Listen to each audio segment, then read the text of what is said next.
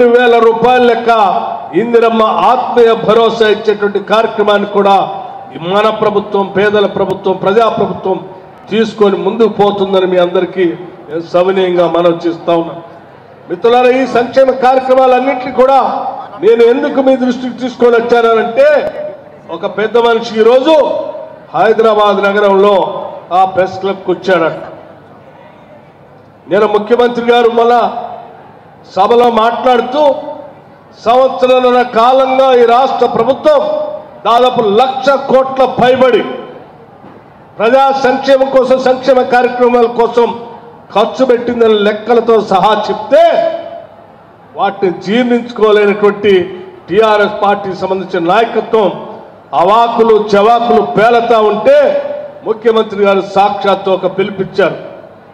అయ్యా, నీకు నిజంగా ప్రజల పట్ల ఏమాత్రం బాధ్యత ఉన్నా, ప్రజల పట్ల ఏమాత్రం నిబద్ధత ఉన్నా, మీరు 10 సంవత్సరాలు పాలించామని చెప్తా ఉన్నారు, మేమేదో బాగా చేయలేదని చెప్తా ఉన్నాం.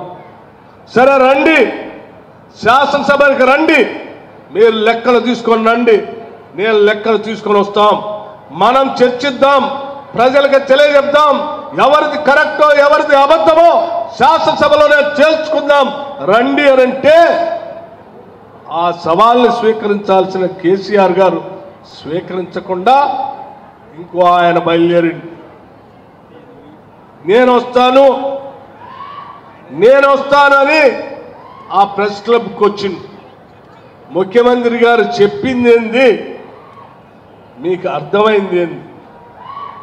ముఖ్యమంత్రి గారేమో ఆనాటి మాజీ ముఖ్యమంత్రి గారిని శాసనసభకు రండి అని సవాల్ ఇస్తే, ఆయన్ని మీరేమో శాసనసభకు రానియకుండా మేమున్నాంలే అని అక్కడికి ప్రెస్ క్లబ్కి వచ్చి నేను సవాల్ స్వీకరిస్తున్నాను, వెయిట్ చేస్తున్నాను అంటే, ఈ రాష్ట్ర ముఖ్యమంత్రి ప్రెస్ క్లబ్లోకి వచ్చి సవాలు విసిరేటటువంటి పెద్ద మనిషి రాకుండా ఎవరు పడితే వాళ్ళు వచ్చి మీరు రండి చర్చిద్దామంటే, ఎస్, ముఖ్యమంత్రి గారు స్పష్టంగా చెప్పారు, నిజంగా మీకు సవాలు స్వీకరించాలని ఆలోచన కానీ, లేకపోతే మీరు చెప్పింది నిజమని మీరు నమ్ముతా ఉంటే శాసనసభకు రండి, మేము లెక్కలతో సహా ఈ ముఖ్యమంత్రి, ఈ రాష్ట్ర ప్రభుత్వం నిరూపించడానికి సిద్ధంగా ఉందని చాలా స్పష్టంగా ఈ సభ నుంచి రాష్ట్ర ప్రజలందరికీ తెలియజెప్తే కాదు, ఆ టీఆర్ఎస్ నాయకత్వానికి కూడా చెప్తాను.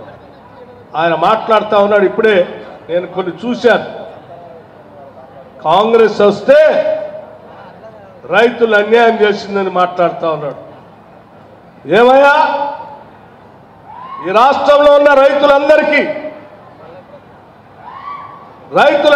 కేవలం 9 రోజుల్లో 9,000 కోట్ల రూపాయలు వేయటం అన్యాయం చేయటమా అని నేను అడుగుతా ఉన్నా. మీరు 1,00,000 రూపాయలు రుణమాఫీ చేస్తా అని మొదటి దఫా కానీ రెండో దఫా కానీ ఏమీ చేయకుండా ఎత్తేసి చేస్తే కూడా ఒకసారి 4 దఫాలుగా 25 వేస్తే మీరు వేసింది వడ్డీకే సరిపోయింది, అసలు తీరలేదు. ఆ 1,00,000 అట్లాగే ఉండిపోయింది. 1,00,000 రూపాయలు కూడా రుణమాఫీ చేయలేనటువంటి మీరు, మేము రాగానే 2,00,000 రూపాయలు రుణమాఫీ కేవలం 3 నెలల్లో రైతుల అకౌంట్లో వేయటం అన్యాయమా? రైతులు పండించిన పంట మద్దతు ధర ఇవ్వటమే కాదు, వరి ధాన్యం పండిస్తే ఆ పండించిన సన్న ఒడ్లకి క్వింటాకి 500 రూపాయలు అదనంగా బోనస్ ఇవ్వటం అన్యాయమా అని నేను అడుగుతా ఉన్నా. ఈ రాష్ట్రంలో ఉన్న 29 లక్షల మంది వ్యవసాయ పంప్ సెట్లకి ఉచితంగా కరెంటునిస్తూ 1 నిమిషం కూడా కరెంటు కట్టు కాకుండా కరెంటు ఇవ్వటం పొరపాట? రైతులందరికీ ఇన్సూరెన్స్ చేయటం పొరపాట? రైతుల కోసం నిత్యం ఆలోచన చేస్తూ వాళ్ళు ఏది కోరితే అది చేయడానికి రాష్ట్ర ప్రభుత్వం సిద్ధంగా ఉందని చెప్పి దాదాపు 70,000 కోట్ల రూపాయల్ని కేవలం ఈ సంవత్సరాల కాలంలో రైతాంగ సోదరుల కోసం ఈ రాష్ట్ర ప్రభుత్వం ఖర్చు పెట్టింది. ఇది నేరుగా రాష్ట్ర ప్రభుత్వ బ్యాంక్ అకౌంట్ నుంచి వారి అకౌంట్లోకి వెళ్ళింది. ఇది తప్ప ఆయన ఇంకో మాట మాట్లాడతాడు.